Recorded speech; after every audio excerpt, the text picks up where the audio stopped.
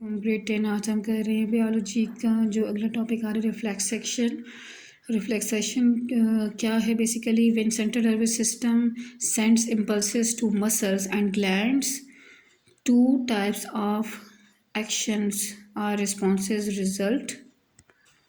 The higher centers of the brain control conscious actions or voluntary actions. Student ये हम पहले ही पढ़ चुके हैं, जो थैलेमस है, हाइपोथैलेमस है एंड फ्रंटल लोब जो सेरिब्रम का है। तो इसका भी ये क्या करते हैं, ये कॉन्शियस कंट्रोल करते हैं या इनका वॉलंटरी एक्शंस के साथ इनका लिंकअप है। When impulses are not passed to the higher centers of the brain, it results in responses which are not under conscious control. Such responses are called involuntary actions. Sometimes the involuntary action responses produced by the central nervous system is very quick.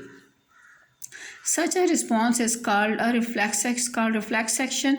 The pathway followed by the nerve impulses for producing a reflex action is called the reflex R.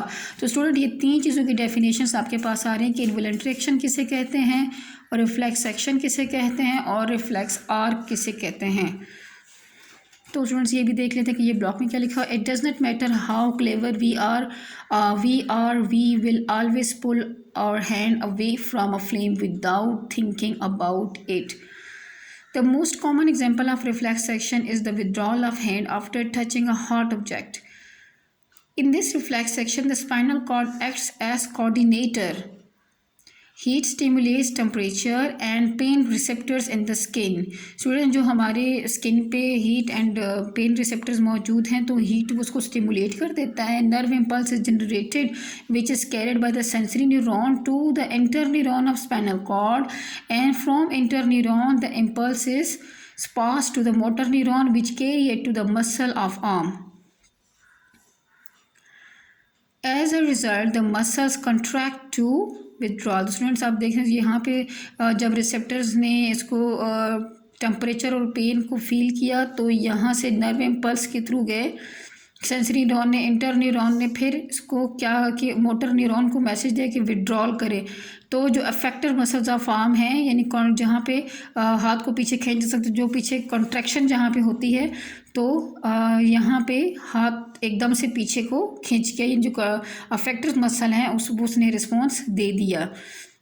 उसमें response note किया जाएगा। फिर during it other interneurons transmit nerve impulses up to the brain so that the person becomes aware of pain and what happened. तो student अब ऐसा भी नहीं होता कि अगर हम हाथ खींच रहे हैं पता नहीं चल रहा होता। बिल्कुल हम हाथ खींच तो लेते हैं पहले, लेकिन हम एहसास बाद में होता है कि क्या हुआ। तो वो हम जब ये सारा प्रोसेस हो रहा होता है और हमारा हाथ खींच भी जाता है तो इसी दौरान में इम्पल्स जो है वो हमारे दिमाग तक भी पहुंच जाती है कि क्या हुआ। यानी हमने हाथ खींचा भी तो किससे खींचा हमने गो के पहले है, लेकिन दिमाग को इसकी इंफॉर्मेशन मिल जाती है। तो स्टूडेंट यहाँ पे एक एनिमेशन ऑफ रिफ्लेक्शन के दिए हुए, तो ये आपके पास एक लिंक आया हुआ है, आपने इस लिंक पे इसकी एनिमेशन देखनी है कि कैसे ये रिस्पॉन्स होता है। रिसेप्टर्स इन ह्यूमन स्टूडेंट्स अब हम देखेंगे कि मुख्तलिफ बॉडी पार्ट्स में ख़ास तौर पर जो हमारी 5 सेंसेस हैं हम उसको डिटेल में देखेंगे कि वहाँ पे कैसे रिसेप्टर्स मौजूद हैं और फिर इनका ये जो जितना भी सेंसरी न्यूरॉन और मोटर इसके साथ साथ डिटेल में करते चले जाएंगे। We know that the organs are the parts which are specifically built to detect particular type of stimuli are called the sense organs or receptors. Stimuli students जो कि उसके ख़ास पहचान करता है जिसकी वजह से आपको महसूस होता है कि कोई सिग्नल मिलना शुरू हो जाता है। Main receptors in man are eyes. इन इंसान में जो मेन रिसेप्टर्स हैं वो आँखें, ears, nose, taste buds, receptors of touch, heat and cold ETC। यहाँ पे हम आइज का स्ट्रक्चर भी डिटेल से पढ़ेंगे। Our eye are located in small portion of skull known as the orbit or eye sockets.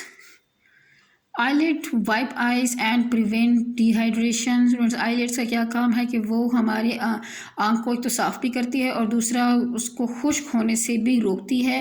They spread tears on I which contains substances for fighting bacterial infections. Eyelashes prevent fine particles from entering eye. The structure of the eye can be divided into 3 main layers. The outer layer of the eyeball consist of sclera and cornea. Student जो इसका outer layer है sclera, और इसके ऊपर जो white colour का हमारे पास spot होता है, और ये कॉर्निया आप देख सकते हैं यहाँ पे डायग्राम से साथ साथ देखें तो। Sclera gives eye most of its white color. It consists of a dense connective tissue and protects the inner components of eye and maintain its shape. तो स्टूडेंट अब आपको पता है टिश्यू कौन सा है, कनेक्टिव टिश्यू है, और ये इसका काम क्या है कि ये जो इनर जितने भी कंपोनेंट्स हैं आइस के, ये जितने भी इनर हम जाते हैं, जैसे से प्यूपल है, लेंस है, रेटिना है, तो ये इनको प्रोटेक्शन देता है और इसको एक शेप भी देता है आई को। In the front sclera forms the transparent cornea in the front. अब ये जो स्क्लेरा वाइटिश है ये जब आई के बिल्कुल फ्रंट पे आता है, आई बॉल के फ्रंट पे आता है, तो ये बिल्कुल ट्रांसपेरेंट हो जाता है यहाँ पे आके, तो इसको कॉर्निया कहते हैं। Cornea admits the light to the interior of eye. ये आई को परमिशन देता है लाइट को कि वो आई के अंदर से जा सके, and bends light rays to so that they can be brought to a focus। और इसकी लाइट रेस जैसे इंटर हों तो ये इसकी बेंडिंग हो ताकि वो फोकस उनको किया जा सके। The middle layer is called the choroid. Students ये मिडल लेयर है, ये आप देख सकते हैं डायग्राम में। It contain the blood vessels and gives the inner eye a dark colour. अब स्टूडेंट आपने देखा कि एक तो इसमें ब्लड वेसल्स हैं और ये इसको डार्क कलर दे रहा है। The dark colour prevent disruptive reflections within the eye behind cornea. Choroid bends to form a muscular ring called iris. अब यहाँ पे आप देख सकते हैं कि ये आयरस ये वाली जगह इसको कहा जाता है।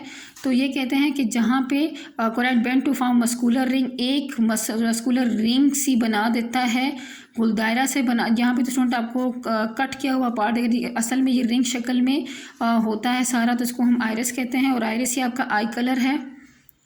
There is a round hole called pupil, और इसमें डिलेशन आ रही होती है। जो पिछले हमने लेक्चर देखा, ये डिलेशन इसमें आ रही होती है जब हम इमरजेंसी सिचुएशन में होते हैं, यानी खुलता है ज़्यादा, और या रात के वक्त जब लाइट ज़्यादा कम आ रही होती है तब भी ये ज़्यादा खुल